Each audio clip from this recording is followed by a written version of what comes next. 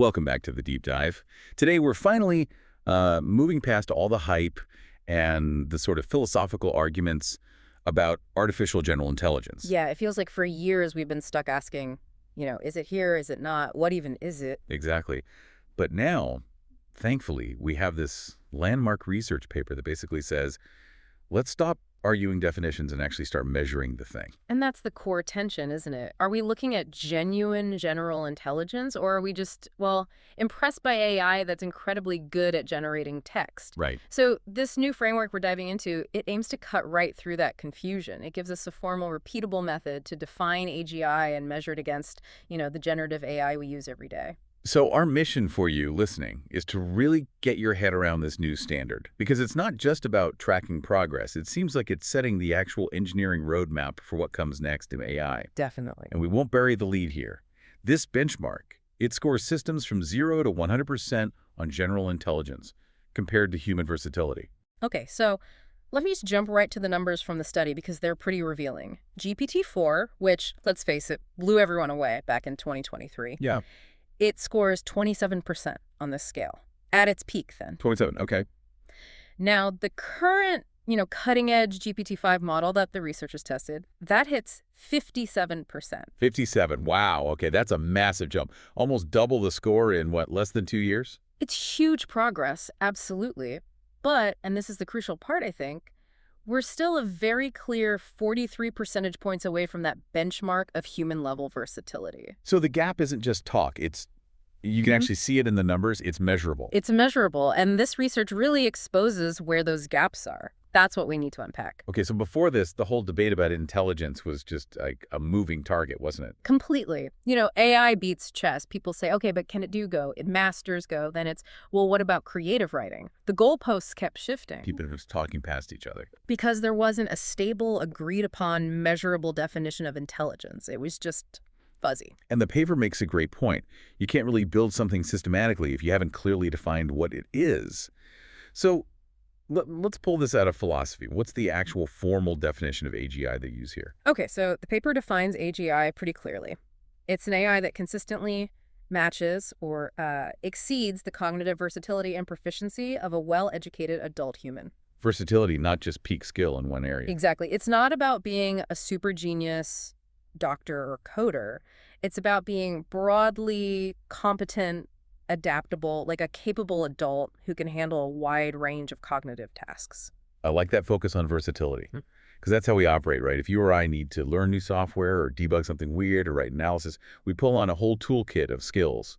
It's that blend. So how do they make sure this benchmark wasn't just, another subjective test, another Turing test variation? Yeah. Well, this is where it gets clever, I think. They grounded the whole thing in decades of human cognitive science.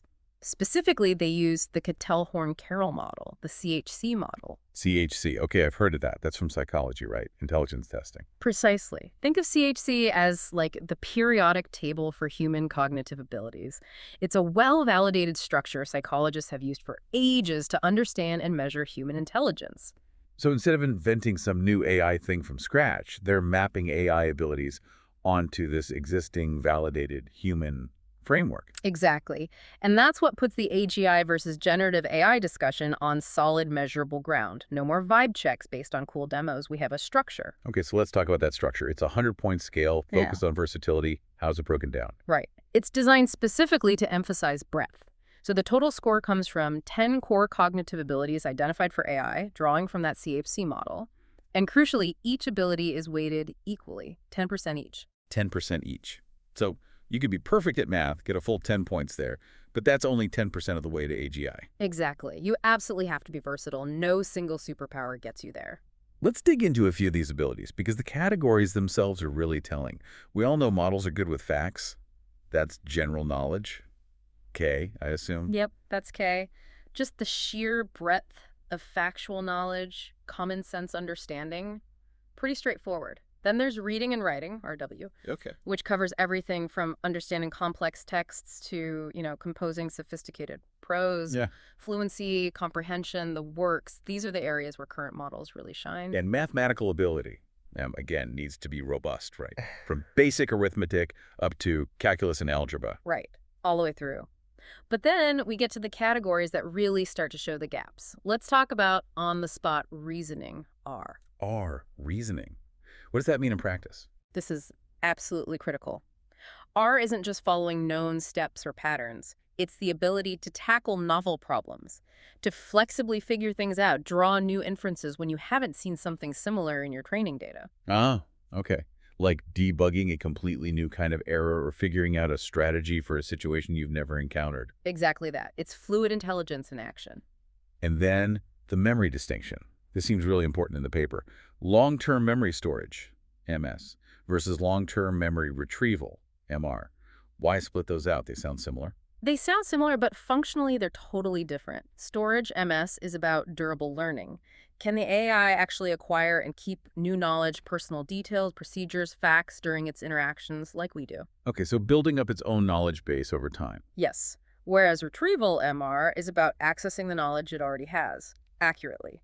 And crucially, resisting the urge to just make stuff up, hallucinate. One is about learning capacity. The other is about reliable access. That structure makes so much sense. Okay, let's bring the scores back in. GPT-4 at 27%, GPT-5 at 57%. Where is GPT-5 actually getting those 57 points when you map it onto these 10 abilities? Well, the profile is extremely jagged. That's the word the paper uses. Think of like a city skyline chart, sharp peaks, deep valleys, Right. And the peaks. They're exactly where you'd expect based on how we use these models today. Reading and writing, RW, maxed out, 10%. Full marks there, okay? Mathematical ability, M, also maxed out, another 10%. And general knowledge, K, is very strong, 9%. Wow, 10, 10, 9. So that's 29 points right there from just those three. Exactly. And that explains why GPT-5 feels so brilliant for tasks like coding, summarizing really complex documents, translation, doing calculations perfectly. It nails the knowledge-based, fluency-heavy stuff. Absolutely. It's basically reached human proficiency, maybe even superhuman in some aspects of those specific domains. That progress is real, no doubt. It explains the wow factor. But those high scores, they kind of hide the problem, don't they? We need to pivot to the valleys now, the cliffs in that skyline graph.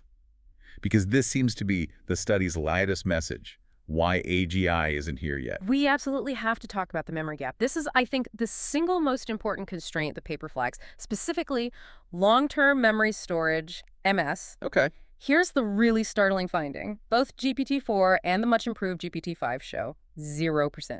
Zero. Measurable long-term memory storage. Hold on, 0. How is that possible? What about RAG retrieval augmented generation? Yeah. Or these huge context windows? I can feed a model a massive document and ask questions later. Isn't that memory? Why is the score 0? And that's the core engineering challenge. This paper just crystallizes perfectly. RAG, long context, those are clever substitutes for memory. They're workarounds. They aren't the model itself learning and remembering. So they're like external crutches. Exactly. They rely on external tools, databases for AG, or just brute forcing information into the prompt history with long context. It requires constantly feeding the information back in or using up tons of expensive tokens to keep the memory loaded. 0% means the core model architecture lacks any mechanism for durable internal learning of new stuff. Okay, that clicks. That explains that really frustrating experience where you spend ages teaching the model your company's specific jargon or your formatting preferences. And then the next day, or even after the chat window closes, it's gone, forgotten. You have to start over. Precisely. That cost, that constant re-explaining, the lack of true personalization that sticks, that's the direct consequence of MS being 0.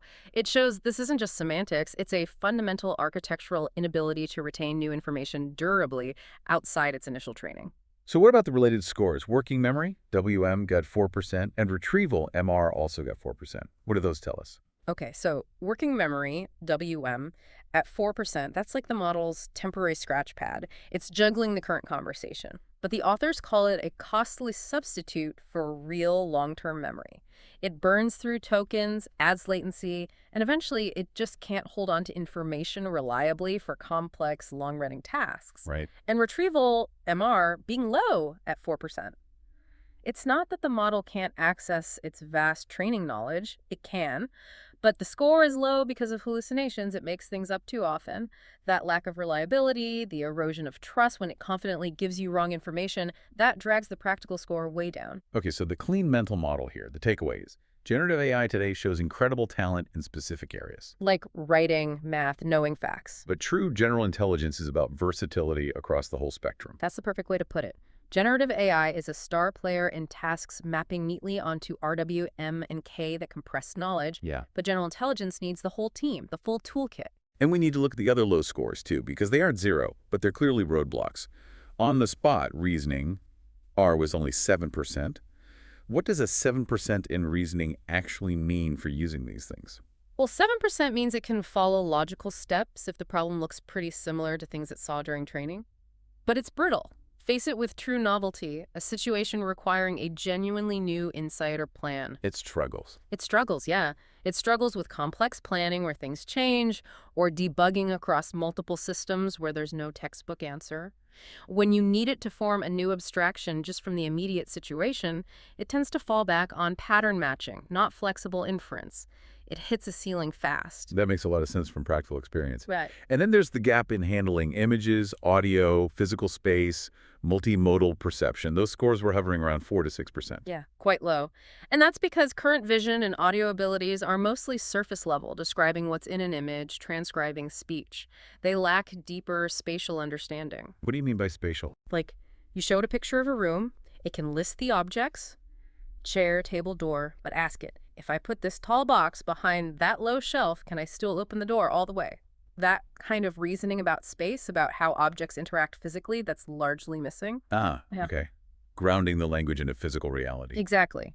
And that limits its use in things like robotics, physical design, simulations, anything that needs to understand the real, messy spatial world. So the clear message from the study is, use these amazing models for what they're great at: the writing, the math, the knowledge tasks. But if you're building systems around them, you absolutely have to design for the fact that they lack durable memory, stable retention, and truly robust reasoning for novel problems. Precisely. And this is the really useful part. The score is basically hand researchers and engineers a checklist, a lab checklist. Right. It takes AGI from this kind of scary philosophical mountain into a series of manageable, specific engineering problems to solve. We know exactly what needs building to climb those next 43 percentage points. So what's on that builder's roadmap? What are the non-negotiable next steps coming out of this Jagged profile? Okay, the roadmap basically has 4 key requirements pulled right from those low scores. Number 1, the absolute biggest hurdle, stable long-term memory. Fixing the MSEO problem. Yes. We need fundamental architectural changes so these models can actually learn efficiently, safely, and personally during use. Not just use workarounds, but actually learn. Okay, number 2 must be reasoning then. You got it. Robust, on-the-spot reasoning. Moving beyond these brittle prompt chains and finding mechanisms that let the AI form genuinely new abstractions when faced with the unexpected, that's how you push that R score up from 7%. Third, getting it grounded in the real world. Multimodal perception with spatial understanding. Vision, audio, they need to go way beyond just captions and transcripts. We need that spatial reasoning, understanding rhythm, context. The source material really hammers this. True versatility means connecting language symbols to a coherent model of the world. Makes sense. And the last one, a practical constraint. Speed where it matters, S, latency. GPT-5 scored low here too, only 3%. Speed matters for usability, obviously, but the roadmap insists it can't come at the cost of accuracy. Fast or wrong answers don't help build versatile intelligence. Okay, this has been incredibly clarifying. It feels like the whole AGI versus generative AI debate. It's kind of settled now. It's not this fuzzy concept anymore. It's a measurable thing defined by human versatility, structured using this CHC model, and that Jagged score profile really shows us where we are. GPT-5 at 57% impressive, yes, but clearly architecturally incomplete. Absolutely. So the actionable advice for you, the listener, if you're building with AI or maybe buying AI solutions, it's pretty straightforward. Start demanding numbers tied to these specific abilities. Don't just accept marketing slogans. Right. If a vendor talks about personalization, ask them directly, okay, how does your system actually improve the score on long-term memory storage? Or for reasoning, how does it handle truly novel scenarios, not just variations of known problems? And if you're leading an engineering team, that score profile is basically your set of marching orders.